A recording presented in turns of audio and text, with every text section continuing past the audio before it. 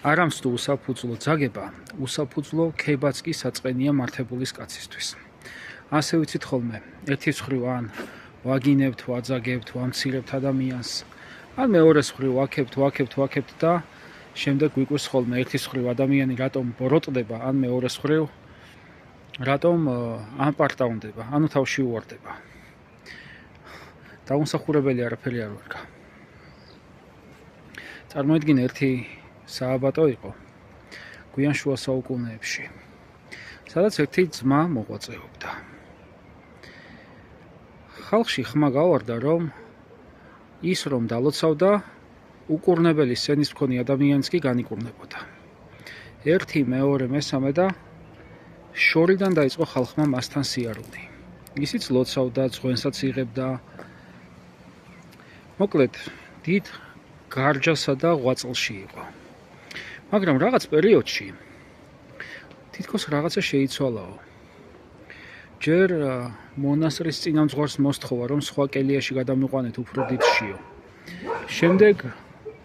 შემდეგ და გადაიყვანეს. შემდეგ თქვა, რომ მე არ მინდა სხვა ძმებთან ერთად ვჭამო და ცალკე მომართვით ჩემი ულუფაო. შემდეგ ულუფაში ცვლილებები მოითხოვა.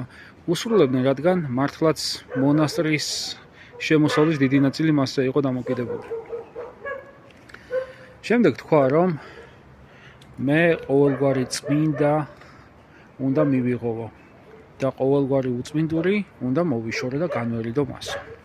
ამიტომ მოითხოვა, რომ მონასტრის ყველაზე მაღალ სართულზე, კოშკში ფაქტიურად გადასულიყო საცხოვრებლად. მალევე ახალი სიგიჟე მოიგონა. წყალს არ სვამდა, ამბობდა, რომ ამ წყალში საქონელიც ყოფს ტუჩსო. და თქვა, მე თვითონ ვარ წმინდანი და ჩემი შარდი უნდა დავლიოვო. წარმოგიდგენიათ. თან შეამცირა მომლოცველების მიღებაც, თან ძღვენი კი არა, თანხა დააწესა. მოკლედ თავის სტიქიაში იყო. ბოლოს მონასტრის მებმა, ბერებმა გაკოჭეს და დააფეს. კარგად რომ მოშივდა და კარგად რომ მოსწყურდა და რომ იგრძნო კუჭის ხმა და ყელის სიმშრალე, ცოტა აზრზე მოვიდა. შეინანა და მოინანია. წინამძღვარმა სასჯელი დაადო და აუკრძალა მომლოცველების მიღება. აუკრძალა ისეთი ელემენტარული, რაც ჩვეულებრივ ბერს შეეძლო გაეკეთებინა. ამით იმის თქმა მინდა, რომ ხანდახან, როცა ადამიანს თავში აუვარდება, ყველაზე კარგი გამოსავალია, რომ მიწაზე მთელი ძალით დაახეთქო, დაანარცხო და ის შეიძლება აზრზე მოვიდეს. მას უზიარებლობა დააკისრეს და ასე დასაჯეს.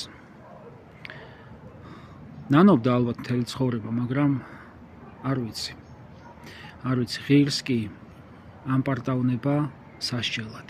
ან თვითონ ამპარტავნებაა შეიძლება სასჯელი.